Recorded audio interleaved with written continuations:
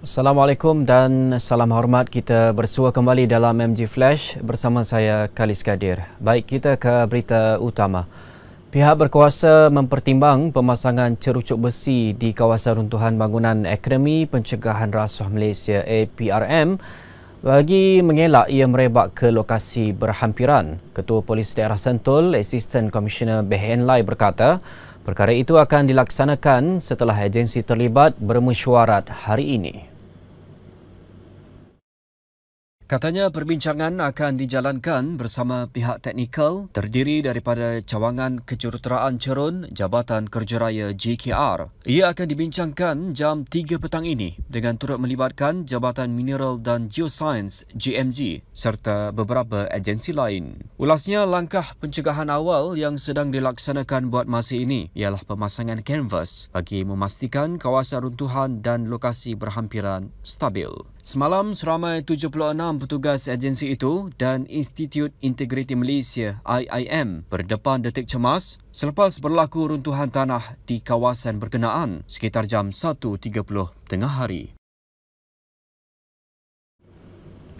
Kementerian Kesihatan KKM akan mengesyorkan pemakaian pelitup muka dilaksanakan semula di semua sekolah. Menterinya Dr. Zaliha Mustafa berkata, ia susulan peningkatan kes COVID-19 selain penularan varian baharu dikenali sebagai XBB 1.16.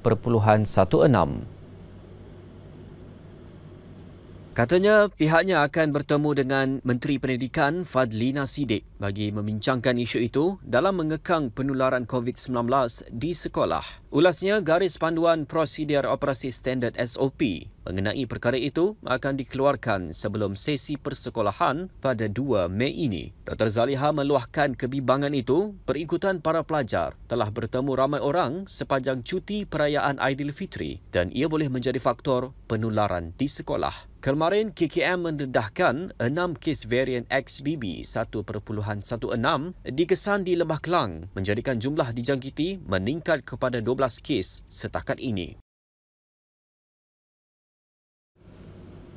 Sementara itu, Kementerian Kesihatan Malaysia KKM telah mengarahkan pihak syarikat menarik balik secara sukarela produk mi kari putih Penang Alai dan Indomie perisa ayam spesial.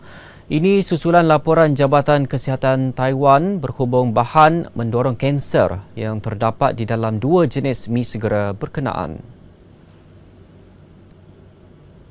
Bagaimanapun, menurut Ketua Pengarah Kesihatan, Datuk Dr. Muhammad Razi Abu Hassan, mi kari putih Penang Alai persampelan di Malaysia mendapati ia mematuhi perundangan. Namun arahan penarikan balik secara sukarela itu tetap dikeluarkan bagi memastikan kawalan keselamatan yang berterusan. Tambah beliau, ia hanya melibatkan kumpulan yang mempunyai tarikh luput 25 Ogos 2023. Bagi produk Indomie perisa ayam spesial, KKM telah mengeluarkan arahan untuk tindakan tahan, uji dan lepas di semua pintu masuk negara. Tindakan itu diambil selepas mengambil maklum laporan oleh pihak berkuasa kesihatan Taiwan mengenai isu pencemaran ethylene oxide kedua-dua produk terbabit. Jelas beliau, ethylene oxide merupakan sebatian gas kimia yang karsinogenik dan sering digunakan untuk membunuh makhluk perosak seperti serangga.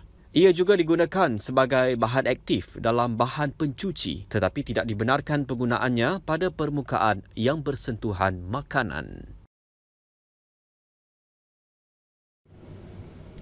Baik, Pakatan Harapan PH menggunakan lagu berkonsep rap sebagai tarikan bagi mengajak pengundi menukar kepimpinan dalam Kerajaan Kelantan. Lagu bertajuk PRN Kelantan 2023, Mari Pakak Kita Tukar, diharap menawan hati anak muda di negeri serambi Mekah itu menjelang pilihan raya negeri PRN tidak lama lagi. Lagu yang mengetengahkan elemen dikir barat itu dikongsikan Menteri Sumber Asli, Alam Sekitar dan Perubahan Iklim Nik Nazmi Nik Ahmad di Twitter semalam. Naib Presiden PKR itu turut memuat naik video lagu tersebut menerusi akaun YouTube rasminya. Sehingga kini, video berkenaan telah mencecah 1,200 tontonan sejak dimuat naik semalam. Ahad lalu, Timbalan Menteri Besar Kelantan, Datuk Muhammad Amar Nik Abdullah berkata, Dewan Undangan Negeri Dun Kelantan dijangka akan dibubar dalam tempoh 2 minggu sebelum berakhir Jun depan. Lelaki dengan 12 rekod jenayah dicekup orang ramai selepas kereta dipandunya terbabas sehingga melanggar tembok sebelum terbakar di Tumpat Kelantan jam 8 malam kemarin. Terdahulu, suspek yang menaiki Proton Saga melarikan diri selepas mencuri telefon bimbit di sebuah kedai runcit berdekatan.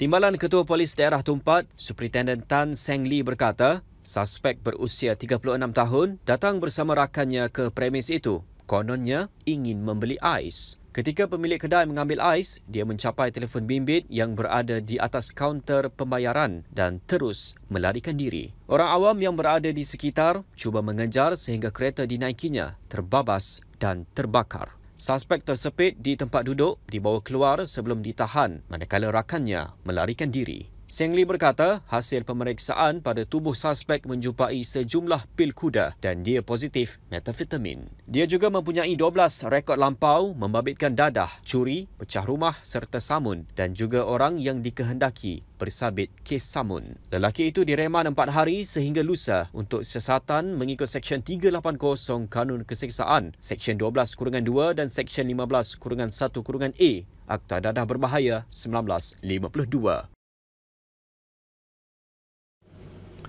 Berita seterusnya, seorang lelaki maut selepas kereta yang dipandunya dihempak pokok tumbang dalam kejadian di hadapan Hospital Sultan Abdul Halim, Sungai Petani, kira-kira 8 malam tadi. Jurucakap Jabatan Bomba dan Penyelamat Malaysia JBPM Kedah berkata, mangsa S. Kartigesu, 52 tahun, yang tersepit di bahagian tempat duduk pemandu meninggal dunia di tempat kejadian.